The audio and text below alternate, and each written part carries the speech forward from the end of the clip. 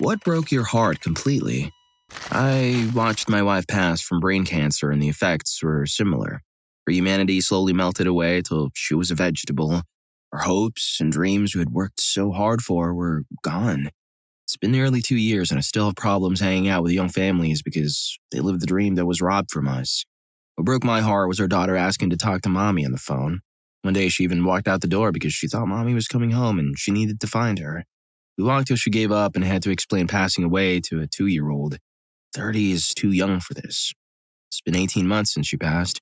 She got sick during her last trimester of pregnancy and had a C-section and brain surgery the same week during restrictions. I've been doing well. I inherited some of her friends who became aunties to my daughter. Both families have been really supportive, and my in-laws still treat me like their son. My wife's assets are transferred to my name.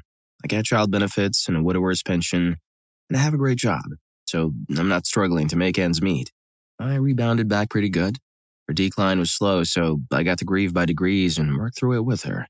I also got a new job that paid 60% more than my last one and focused a lot of effort on being a good dad to show her that she didn't have to worry about us. She never did. She hid things from me, but she never expressed to anyone that she was worried about me. Just sad that she didn't get to enjoy life with us. I took mental health seriously and developed healthy coping mechanisms to manage. I also accepted it and treated it as a normal part of life. According to therapists, this is 90% of the battle. And once she was gone, I had so much caregiver fatigue that I wasn't overly sad. In fact, I was tired of being sad. Eventually, I was able to close this chapter of my life and treasure it. I still struggle with a few things. There are parts of my life that are blacked out. I sometimes get anxious when I go to sleep. I get very sad at children's parties because I see people living the dream that was robbed from us, but also very happy because 3.5 years of lockdown make me grateful and easily pleased. Most of our marriage, we didn't have much money, but we lived within our means and stayed out of debt to buy a house. We closed on one right before she got sick. Now I have more money than I can spend and feel guilty socking away 1/4 of my take-home into retirement. A little faith I had left in God vanished, and I'm quite cynical and nihilistic. There's a hole in my heart that will never be filled. The experience gave me an unshakable confidence that only people who overcome something terrible can get. Next challenge is to translate that into dating when I'm ready, and I think I am. You know, they say that what doesn't end you makes you stronger. Story 2. My husband suffered a severe traumatic brain injury over 10 years ago. He was not at fault in any way. Our children were 8 and 10 years old at the time, and I was in my early 30s. After around 7 months in hospitals, I brought my husband home as a diagnosed minimally conscious state patient who requires around-the-clock care. While I do have nursing, it is not consistent, so I fill in several 12-hour shifts a week and have done so for 10 years. Our children are grown now. They're healthy and well-rounded adults, for which I am abundantly grateful. Losing my husband was the greatest heartache of my life, so far. He is here, but not. He loved me deeply and fully, and we were best friends. I fully appreciated him in every way. He was, in all ways, my person, and I was his. Not one thing in my life has brought me so much happiness and joy as meeting him and falling in love. We would have been married for 13 years by the time he was injured, and while we are still technically married, it is hard to feel that way. Our relationship now is one of caregiver and patient. Our kids have moved out for work and college and to live their own lives, which I encouraged because I have not wanted to drag their lives down with their tragedy. They need to build their own futures, and that has been my driving force from the moment the fog of initial shock lifted after my husband's injury. Goddamn if I'm not unhappy and sad. I am perpetually a small trigger from crying at any moment, and I was not a crier before this all happened. The unhappiness is now an integral part of me. Sadness is twisted into my core like bindweed around a willow. My 30s are long gone. He's fairly stable because he's cared for so well in his own home, so he will likely live another 10 years or longer, and that means my 40s will also be devoted to his care. I cannot put him into an institution because to do so would wreck me completely. The internal conflict of seeing my life go away day by day, spent caring for his body, the years falling away to never be regained while also wanting to give him the best care possible is something I cannot allow myself to think about. It is too painful. Still love this man so much. I miss. Feel guilt for even mourning my 30s. I feel guilty for being surprised by how much my face has aged. I'm stuck in 2014 when the injury happened. I could write so much more, but this is already too long. Story 3. My childhood best friend was very much like a brother to me. We were inseparable. When we entered high school, he tired of being compared to his older brothers by his parents and rebelled. One day, his mom was dressing him down in front of me, then asked him why he couldn't be more like me. At that point, he began to distance himself from me until we just weren't spending any time together. When I was 25, I took a job out of the area, so I looked him up, thinking that I might not ever see him again. He was happy to hear from me and invited me over. When I arrived, he and his friends were playing pool, getting intoxicated, and giving each other tattoos. Realizing I no longer had anything common with him, I stayed, perhaps 5 minutes, and left. 30 years later, I tracked him down. I was going to be in the area and asked if he wanted to meet for lunch. He was very happy to hear from me. He was married and had 2 adult children. We met for lunch, and despite the fact that he looked awful, the hard life he had lived due to a combination of bad luck and bad choices was evident. It was like we were kids again. The same sweet guy I palled around with, who at the time was more of a brother to me than my own brothers, reappeared. We vowed to be in each other's lives again. It was great to have him back. About a month later, one of his sisters called. He'd gone out for a walk the night before and never returned. Next day, he was found in the parking lot of a nearby office complex. An autopsy and security footage from a camera told the story. He had stopped to get something out of his day pack when a lifetime of smoking finally caught up with him. He had a massive heart attack and passed away instantly. I cried on the phone with his sister for half an hour. I texted my wife, who was out shopping with her 2 kids, what happened. When they got home, my daughter found me and said she was sorry to hear about what happened. I thanked her. Figured I was over the initial grief of it all. I went into the kitchen to find my wife. She put her arms around me and told me how sorry she was about what happened. I just burst into tears. Growing up, he truly was my best friend and more of a brother to me than my own brothers. I had a grandfather pass away, uncles and aunts, but I was expecting that and they weren't particularly close to me. My friend's passing was the first time I lost someone truly close. That was in 2016, and I still think about him often. Story 4. My dad restored creels and was a big fly fisherman.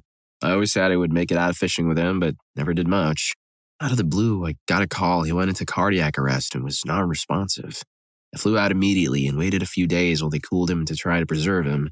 I went through his things in his apartment looking for his VA doctor's info since they had no way to get his medical records. I found a fishing rod and tackle box with my name on it, covered in dust, filled with all the fixings. He had been waiting for me to fish with him. When I took him off life support, I talked to him about the cabin by the river I always said I would buy for him when I could. It was ready for him to go to. I would meet him there with my tackle box. Still shredded, thinking about it. That plus his VA paperwork when assessing him for PTSD. I was asked if he was lonely. His response was that the days are long and nights longer. He tries to watch movies to pass the time, but still feels lonely. Multiple times, the hospital workers tried to get me to leave, and I told him I wasn't going to let him be alone for the rest of his life. I didn't care if he didn't know I was there. I wasn't leaving. So many regrets. Story 5. 2 things. Losing my dad suddenly to a heart attack less than a month before my 21st birthday. I completely missed a chance to bond and develop an adult relationship with my dad. After that, I made sure that I really treasured and built a strong relationship with my mother. We were already best friends, but I didn't take her for granted anymore. I'd go over for lunch or dinner 1 to 2 times a week, and we'd have endless laughs, and I'd always tell her how much I loved and appreciated her. 2 months out from my 29th birthday, my mom suddenly passed away. This hit me hard. To lose my main pillar of strength in my life was an emotional blow I still haven't recovered from. Since then, I've inherited and managed to buy my own place. A wonderful advantage at 31, but inside I've never felt more hollow. If it weren't for my wonderful fiancé, I would honestly question the point in going on. She's the kindest person I know and is a big part of my motivation for continuing and excelling in life. I used to be such a completely joyful and unbridled personality, completely insulated from the harm that life can bring upon you. I miss that version of me. I'm still a good person. I still extract joy from a lot of what I do in life, but I still feel like parts of me passed away along with my parents. Thanks for asking this question and allowing me to put into words what I've been through. Story 6. Little brother almost ended himself because of the hatred of others. He's one of my best friends and would never hurt a fly. He was only 12. Other kids at school would beat up on him almost daily. He was pestered multiple times, called names. Teachers did freaking nothing. Mom could only do so much. He tried ending himself. He had slid a note under my door saying he was sorry. It was only by luck that I woke up wanting water at 3 a.m. Stepped in the note, rushed to his room where he was in the closet. It had only been maybe a minute and was only just losing consciousness. He fought me as he took him down, bawling. He was so small and so innocent. I can't to this day imagine the kind of person it takes to do that to a kid. I don't care how old you are. Shattered my heart to pieces to see him like that. Felt so helpless. He's doing so much better these days. I'm glad we got out of that place, that he got help, that he learned to love himself, and I'm so glad I got thirsty that night. Can't even imagine. Story 7. My mom passed away when I was 15 after a 10-year battle with a recurrent oral cancer. She never smoked a day in her life either. Just got unlucky. Her passing was incredibly painful. However, there was something that happened a couple of years prior that I think broke my heart first. Bit of backstory. My mom was a children's librarian. She also worked at a children's bookstore for a while, and one of her favorite parts of her job was getting to do story times for the kids, where she'd read to them and they'd do activities she prepared, etc. For as long as I knew her, she'd read to me and my sister, sung us lullabies, and was always there for advice or encouragement or any other reason we had for talking with her. Words are a very important part of my life and were always central in my perception of her and the way she showed love. When she first told us, and once it had registered, that I would likely never hear her voice again, I completely broke down. That said, she did still manage to speak some. I strongly believe there was nothing that could have stopped her from that. It was nowhere close to how she could before. She actually made some audio recordings for us the night before her surgery.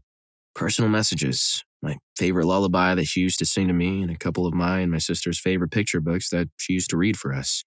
I still have them to this day, and I'm forever grateful they exist. Story 8.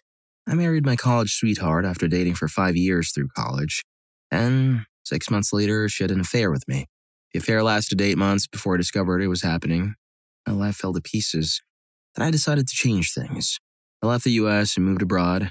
After living in a foreign country for 2 years, I met a woman. I fell in love, and she was the thread that kept me sane and connected to society.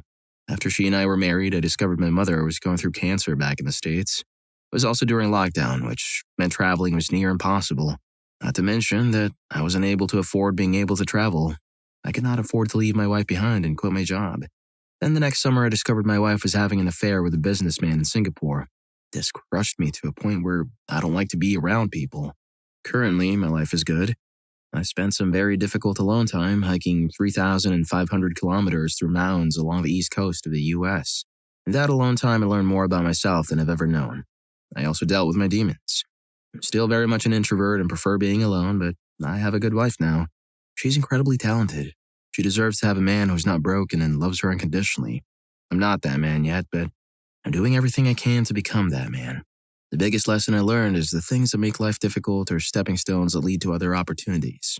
I've also picked up a mantra that I say to myself during good times and bad times. Everything is as it should be. Story 9. When my therapist asked me what I wanted most from my neglectful parents, I told him all I wanted was for them to hug me close and say they're sorry. To tell me that they tried, and even though they messed up, they can acknowledge that they're human too. My therapist leaned forward, looked me right in my eyes, and said, "I'm so sorry. My name. That will never happen." Stayed with me for a while because it was a sudden realization that my parents will never change unless they wanted to themselves. Something I subconsciously knew my whole life, but I didn't want it to be true. Growing up thinking that today will be different, even though it was always the same. Even though it tore me up, it eventually helped me accept them from who they are and made going to NC so much easier. Because I don't see them as mom and dad anymore, and I haven't since that day. Story 10. When my parents raised my sisters to hate my husband worked and still works our entire marriage, taking care of me and our children. Never once have I spoken ill about him to my parents. I mention this to give context, meaning he was never around them when they came to the house, but when I got married and moved and began my little life away from them, they raised my sisters with a big, fat, nasty lie, saying he hits me. My parents don't love each other and have been together for 45 years. I've been married 19, and I can imagine feeling the way my parents do about each other towards my husband. So I stopped speaking to my parents. And the sister that is 24, but the one that is 16, we message each other and actually believes me and actually apologized for hating my husband because of what my parents said. She said I can't believe I hated him for no reason at all. Like, seriously. They were wishing bad things on him. This man has been through so much. His whole family literally has passed away in the past 10 years. Uncle, mom, dad, grandparents, aunt, all separately. And for my parents to secretly hate him for no reason just made me say screw them. How dare they? They would come over to drink coffee and eat, just chill at my house. Not every day, but whenever they would pop up. Well, I put an end to all that when my younger sister secretly recorded our dad saying some really messed up stuff about me. Like, what the heck? I'm a Psalm and don't speak to anybody. There's no reason to hate me. Anyways, that broke my heart really bad. But I'll never speak to them again because of this. Story 11. My partner, after 10 years of happy relationship, told me that she's never really enjoyed intimacy with me. Now, this would have been okay if there was any attempt on her side to let me know. I always made efforts to make her feel good, oftentimes leaving me high and dry because she gets very sensitive and I can't do anything else. It would have been okay if she hadn't been lying about it, but rather coaching me to be a better lover for her, I would have taken anything else. It's been a couple years since that. I just haven't attempted to have intimacy with her. We've basically stopped altogether. Haven't had intimacy in about a year. I still love her very dearly, and I'm not sure she even knows the reason why I don't attempt anything. To me, it doesn't matter. That comment has probably ruined intimacy for me, which I haven't had great experiences with being an ugly fella. I can just feel good and it's fine. I do realize I'm avoiding the problem, but I just don't see the point in reconciling intimately. Story 12. Lots of things.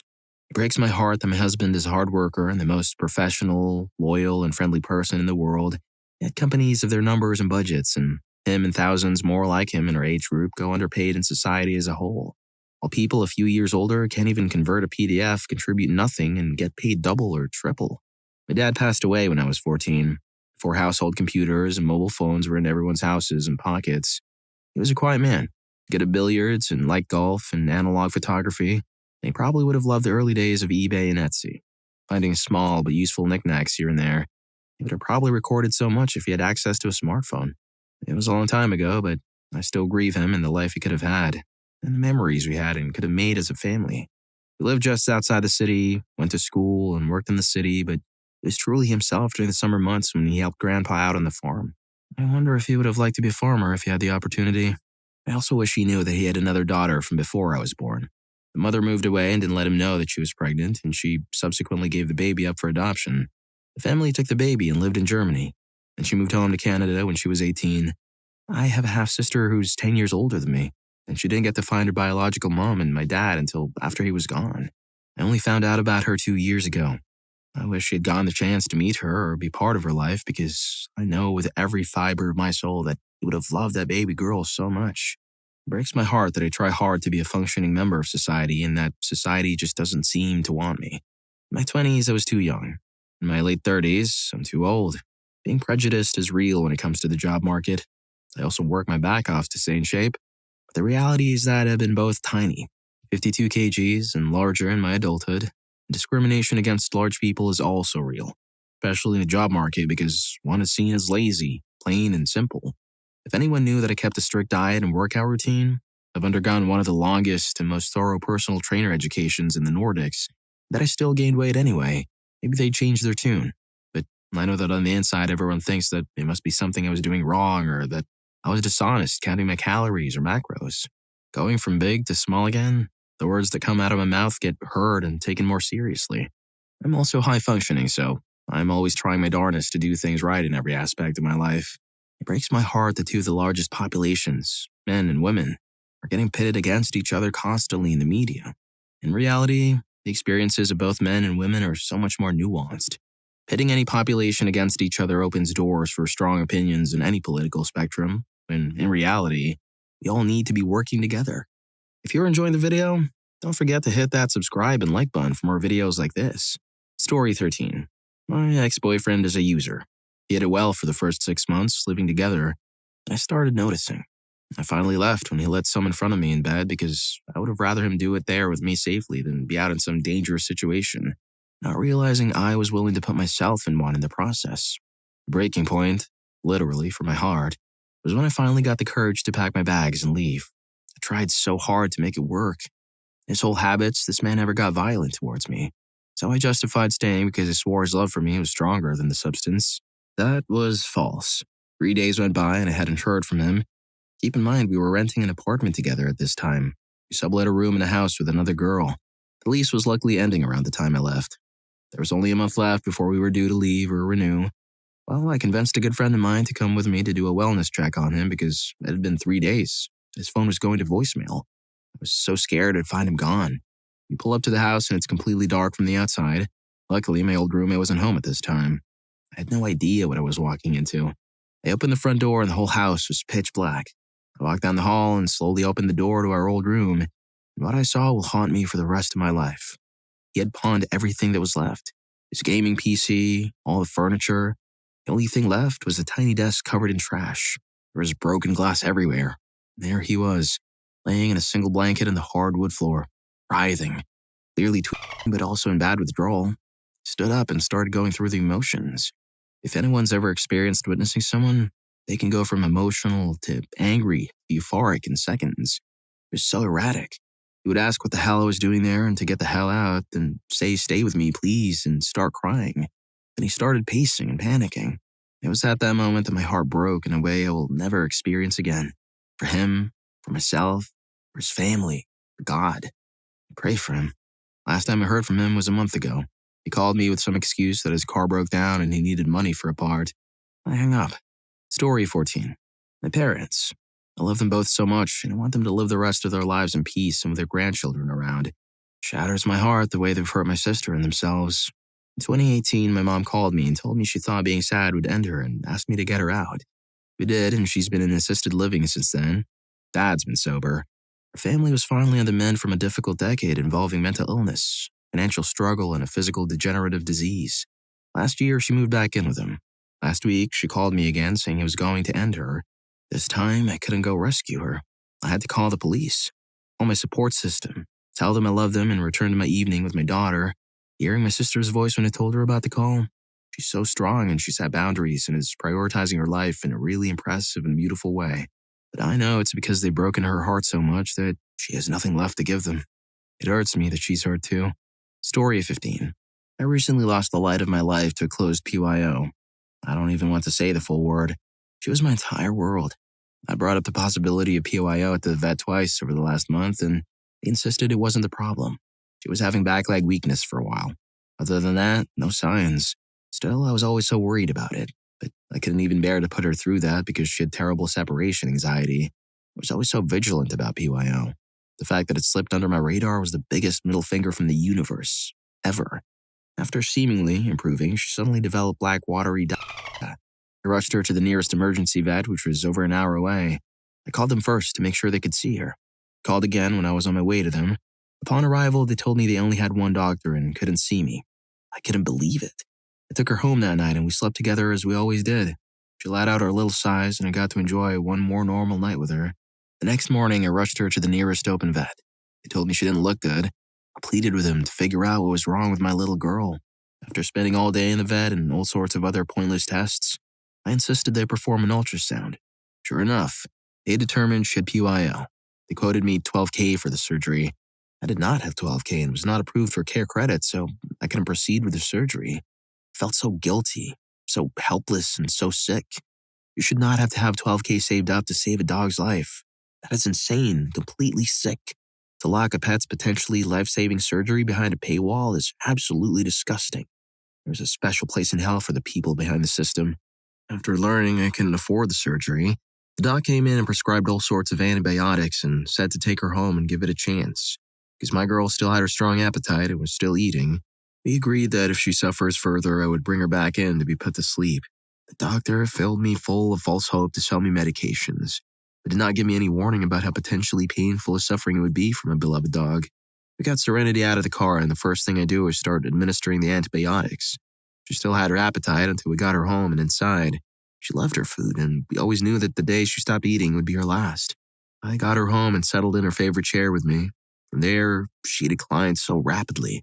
I could not get her to take her meds, not even with food. Suddenly she tried standing, and all of a sudden all the stuff started pouring out. I was absolutely horrified, but I at first thought it may have been a good thing. This was not the case. As it turns out, it burst while in my lap.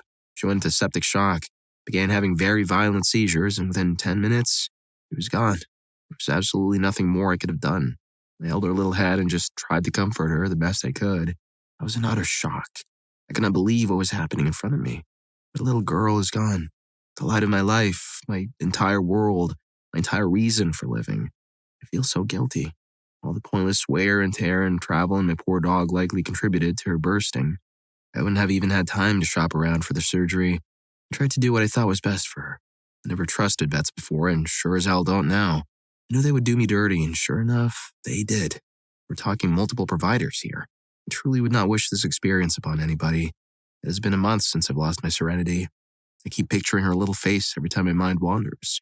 I picture her in her little nest between my legs, looking like a little fawn. She always did. I can hear her little sighs clearly in my head. My mind is suddenly filled with images of her brutal final moments. If I had any idea of how rapidly she would deteriorate or how horrible a way she would soon go, I would have had her put to sleep in my lap at the vet's office. The doctor filled me full of false hope just to sell me meds, and I'm just so angry. I feel so guilty for bringing her home. On the contrary, part of me is thankful she got to do it in her chair. Part of me is thankful that it wasn't longer. Still, I'm filled with so much guilt. Can't help but feel that every moment we shared, every ounce of love we gave for one another, every special memory, all the time spent, is tainted because it only led her to a brutal death. I have so many wonderful pictures and videos of her, and I can't bring myself to look at them out of guilt. It was so painful for her to be away from me at the vet's office for any period of time, and now she's gone. I would have laid down my life for this dog 1,000 times over. She's just gone. Feels wrong to call her a dog because she was my equal. She was my entire life. I miss her every day. It's a visceral pain. I feel so robbed. I feel like she was robbed. All she wanted in life was to love, be loved, cuddle, sleep, eat, and just be involved in everything we did.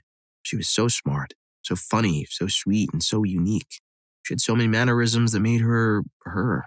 Nothing will ever come close to replacing her.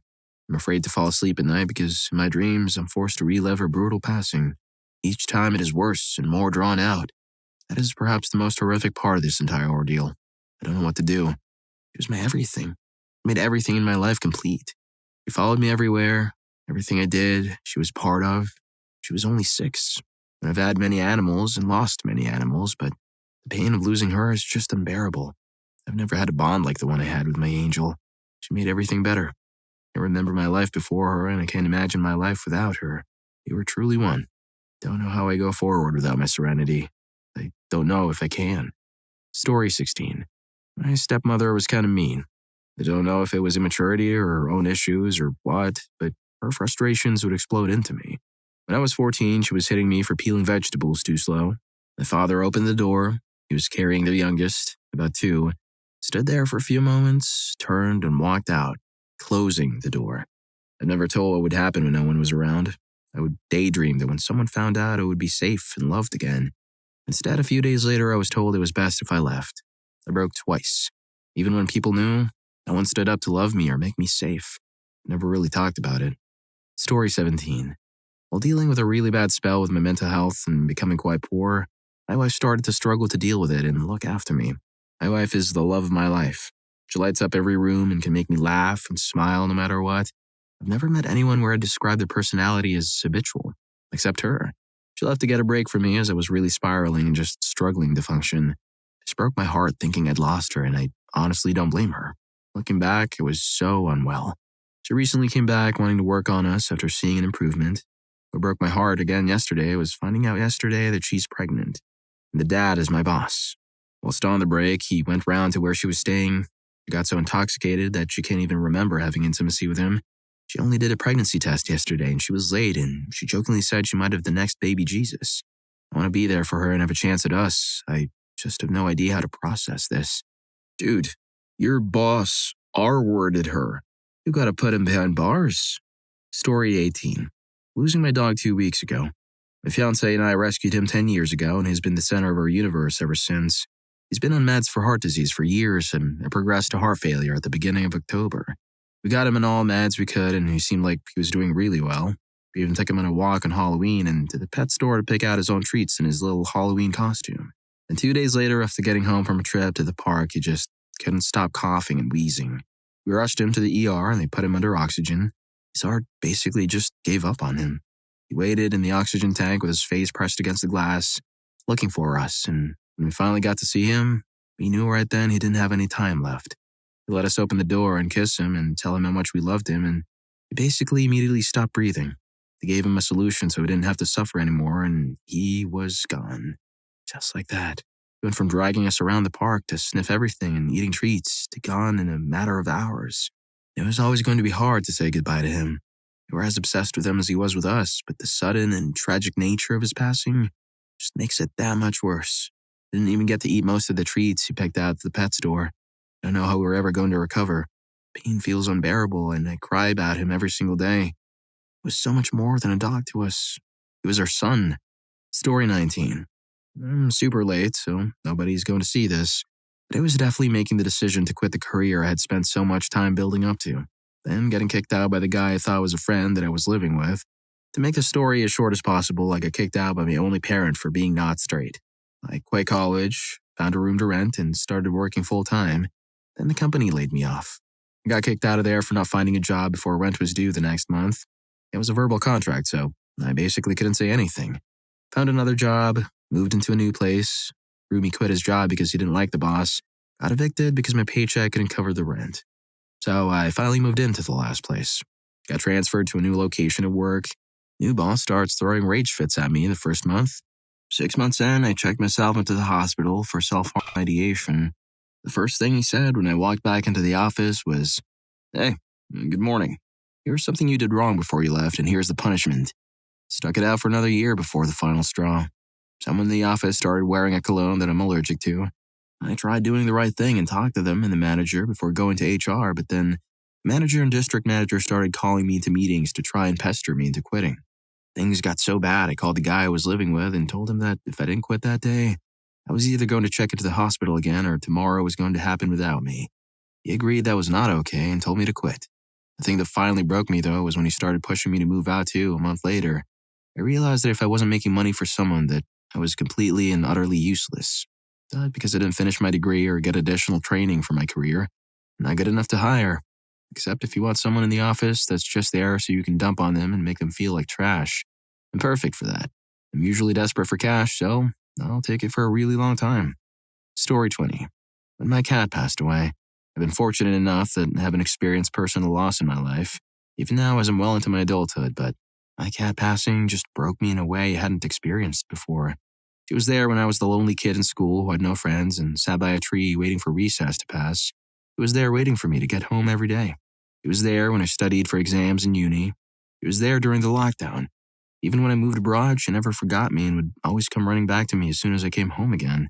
And when I left, she became the emotional support that my mom needed. She had been sick for a long time until finally, the vet said there was nothing they could do. So my family called me to say goodbye to her. I'd gone through the process of saying goodbye to other pets, but being abroad and not physically being there for her, the first cat and arguably the pet who impacted my life the most, I broke down ugly in front of my family. I couldn't stop sobbing for a week, and even through several months had passed, I don't think I've fully gotten over it. I miss her every single day. Story 21. What broke my heart was the day I last carried my great-grandma. I'm a big dude, in a family full of mostly little women.